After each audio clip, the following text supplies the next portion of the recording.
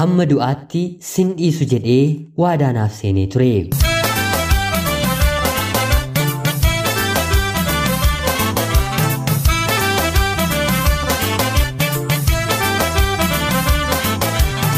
Ani maqaan koo TS kanin jedhamu kanan dhaladheetti guddadhe godina Shawaa Lixaa aanaa Meettaa Roobii bakka jedhamtu keessatti.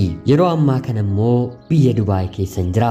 Maatiin koo qotee bulaa fi baadiyyaa keessa waan jiraataniif mana barumsaa yeroodhaan hin galle.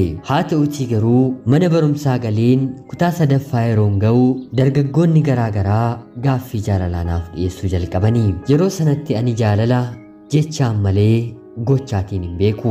Xiyyeeffannaan koos barnoota irratti qofaa ture. Yeroon kutaa arfaffaatti darbu dargaggeessi mana amantaa keessaa tajaajilu sagaleensaa yeroo galatoo dhiyeessus ta'e yeroo lallabu qalbii namaa harkisu tokko onnee kiyyaate. Natti dhiyaates gaaffii jaalalaa naaf dhiyeessee haalaa fi dubbii isaarraa ka'een tole jedheen hiriyaas waliif taane. Isa duratti dargaggeessi kamuu qalbii kuwatee hin beeku.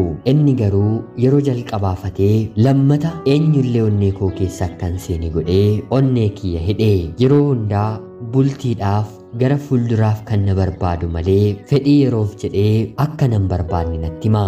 Anis akka midhaanii sabeelaa akka bishaanii isa dheebochaan oola. Haala kanaanis barnoota koo gara kutaa shanaffaatti darbus keessi kiyya guutummaa guutuutti isaan waan qabameef homaa barnoota hordofuu nan dadhabe.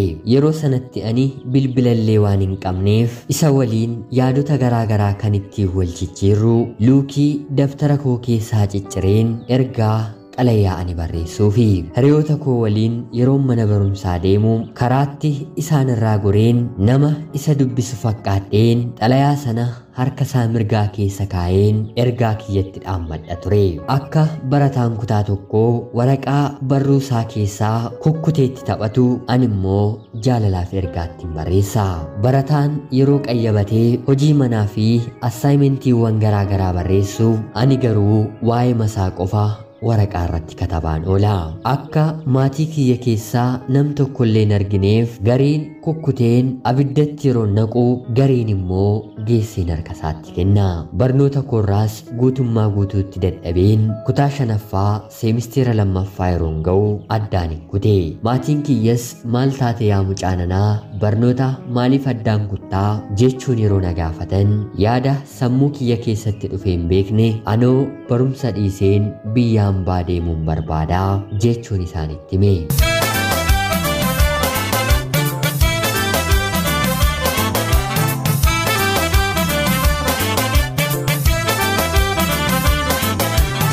Abbaan kiyyas maalimaan rakkatteef anoo halkaniif guyyaa kan hin dhama'u fedhii keessan guutuufidhaa rakkoo maaliitu mana keenya keessaa sitti mul'atee gara biyya hambaatti godaantaa jedhee yeroo na gaafatu deemuun barbaadaa fedhii kootii jedheen isa dide.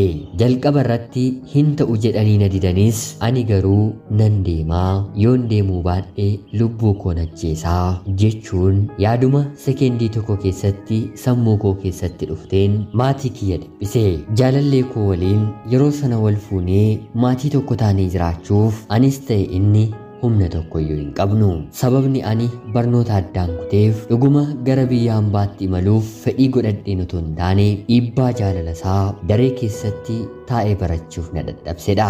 Anis booddee irratti yaada kanaaf fedhii godheen gara biyya hambaatti deemuu akkan barbaadu jaalallee kiyyatti hime. Haa ta'uutii garuu innis jalqabaaf akkuma maatii koo lakki maaliitiif deemtaa asumatti barnoota kee hordofii jechuun anaan gorse. Haa ta'uutii garuu ani deemuun qaba jedheen isa amansiiseen piroosesii hundumaa jalqabeen viizaan kiyyas yeroo gabaabaa keessatti naaf dhufee jaalalleen koos guyyaan deemuuf halkan muraasni qofa naafuu ani sin jaalladhaa sirraa adda kan na baasu du'a qofaadhaa jechuun waadaa naaf seene. Anillee baay'ee akkan isa jaalladhuu fi duutillee isarraa adda akka na baasuu hin dandeenye waadaa seeneefiin gara biyya hambaatti ni malee. Jaalallee koo akka lubbuu kootti hin jaalladhu kanaan carraan jireenyaa ijaan wal argaarraa gargar nu baase.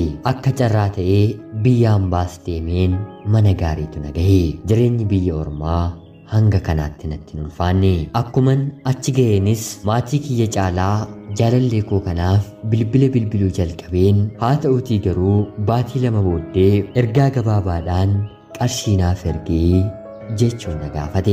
Yeroo sanatti ani kaffaltii piroosesiittiin xumureen gara biyya hambaatti ni malee kaffaleen ofirraatiin finne.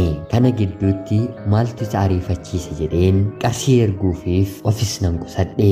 Yeroo sanarraatii kaasee natti jijjiiramuu fi narraa fagaachuus jaalalleen koo kun ni jalqaba. Baay'een isa taajjabe. Haga ji'a jaatti bilbila otoo naaf hin bilbiliin ture. Guyyaa tokko maadaamii kiyyaatiin kaardii naaf guuti jedheen kallacha gara biyyaatti bilbileefiin maaliif akka inni badee yeroon gaafadhu intarneetiitu biyyaa badeetudha, kanaaf hin sirraa badee jechuun natti dubbate.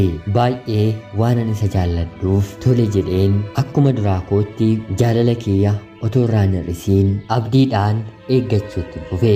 Haala kanaanis biyya ormaa keessa waggaa 2 ergan ture booda jaalallee kootiin kontiraata koo xumureeraa gara biyyaatti deebi'een galaa jechuun isan gaafadhe. Haa ta'uutii garuu inni waggaa 1 xumuradhuutii koottuu jedhee yeroo na gorsu anis tole jedheen kontiraata koo waggaa 1 dheereffadhe. Waggaa 3 yeroon xumuritti garuu maatii ani bira hojjechaa jiru haga kanaatti qabeenya waan hin qabneef maadaamiin koo kanaa olitti miindaa keessiif kanfaluu waan hin dandeenyeef galii jechuun natti dubbatte.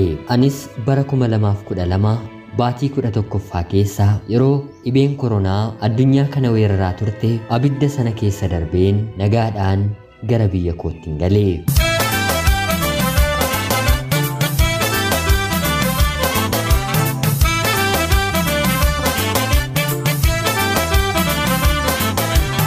Gara biyyaa yeroon galuu wantoota 2tu na mudate. Jaalalleen koo maaliif otoo natti nimiin dhuftee jechuun yeroo natti aaruu, maatiin koo immoo baga nagaan dhufte jedhanii gammachuun qalanii na simatanii. Jaalallee kootiin dura baga nagaan dhufteetu dursaa dhibee kanarra darbanii gara biyyaa galuun wanta guddaadha jechuun yeroon isatti dubbadhu akkuma namni ta'e taataa si qofaatu biyya hambaatii gara biyyaatti galaa jiramoo jechuun yaada madaallii naaf hin qabne afaan isaatiin natti dubbate. Booddee irrattis akka balleessaa kootti fudheen qaamaan wal arginee yeroo gaariis erga waliin dabarsinee booda dhiifama isa gaafadheen guyyaa gara biraa akka deebinee wal arginuuf beellama waliin qabannee walirraa gargar baane. Yoon ani bilbilee fi malee inni gonkumaayyuu naaf hin bilbilu. Jaalalleen koo biyya dhufteetti jedhee gammachuu naaf hin godhanne. Biyyatti galuu koof gammachuu koof abdii kana hin qabu. Hiriyaa ani baay'een jaalladhudha. Waggoota muraasa jaalalaan waliin lakkoofsisnus haa ta'uutii garuu wanta ani sarraatii eegee argachuu hin dandeenye. Sababa kanaaf biyya jiraachuun koo waan baay'ee na jibbisiiseef gara Dubaayitti ammas viizaa koon ergadhe. Jaalallee koottis nagaatti jedheen nagaadhaan maddeen gara biyya hambaatti deebiseen malee. Ergan biyya hambaa deemee booda maaliif haala kanaan na simattee miira gammachuu maaliif naaf qabaachuu dadhabdee moo nan jaallattuu jedheen yeroon isan gaafadhu nama jaallattuuf qarshii kanatti hin ergine eenyuuf ergitaree jechuun naaf deebise. Anis dubbii isaatti baay'ee ajaa'ibsiifameen tole siifan ergaa jaalala keenya duraatti naaf deebi'ii jechuutiin isan kadhadhe. Innis tole jedhee yeroo ammaa kana hariiroo keenya duraatti naaf deebi'ee jira. Haa ta'uutii garuu har'allee kan sammuu koo keessatti gaaffii naaf ta'u jaalalleen koo kun qarshii siin erga waanan jedheef qofa kan na jaallatu natti fakkaachaa jira. Yeroo hundaas bilbilaan yeroo haasofnu waa'ee qarshii otoo natti hin kaasiin hin oolu. Hiriyoonni koo garaagaraa seenaa jaalala koo yeroon itti himu qarshii keef qofa si jaallachaa jira malee sin barbaadu booddee jireenya kee irratti dhiibbaa sirratti geessisuu danda'a jechuutiin na gorsu. Ani garuu waa'ee jaalallee koo kanaa murteeffachuudhaaf dhiphina koodha jedheen rakkoo koo isinitti fidadheera. Mee hiriyoonni koo yaada keessan naaf qoodaa. Ana obboleettii keessan TS Dubaay irraa ulfaadhaa nagaatti galatoomaa.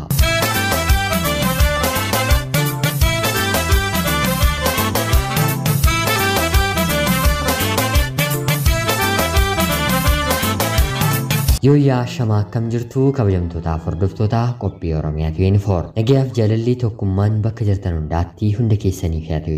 Guyyaa har'aa xalayaa obboleettiin keenyi TS Dubaay irraa nuuf ergite siniif dubbiseen hin ka'a. Akka sinirraa barattaniif hubannoo cimaa irraa argattan homaa shakkii tokko illee hin qabu. Obboleettii keenya ergaa kee kana nuuf qooduu keetiif guddaa galatoomi siin jecha. Kabajamtootaaf hordoftoonni qophii Oromiyaa 24 yaada keessan komentii jalatti akka qooddanii fi anis kabajaan isin gaafadha. Mee jaalalli jalqaba irratti fayyaalessa ta'e kun sababa qarshiitiin mufannaa wal keessatti uumee sadarkaa kanarra ga'ee jira. Murteeffachuudhaaf obboleettiin keenyi yaada keessan eegaa waan jirtuuf komentii jalatti barreessaa fi jecha qophiin sa'aatii kanaaf siniif qabadheen dhiyaadhellee kana fakkaatti. Hanga yoonaatti na dhaggeeffachaa kan turtaniitiif guddaa galatoomaa isiniin jecha laayikii fi sheer gochuun illee akka na deeggartan kabajaan isiniin gaafadha. Akkanumallee namoonni chaanaalii keenyaaf haaraa taatan anaa dhufu kun Oromiyaa 24 guyyaa guyyaatiin xalayaa jaalalaa fi seenaa jireenyaa nama barsiisuu bashannansiisuu danda'u siniif qabattee waan dhiyaattuuf isinillee subscribe gochuun maatii keenya erga taatanii booddee xalayaa jaalalaa yookiin seenaa jireenyaa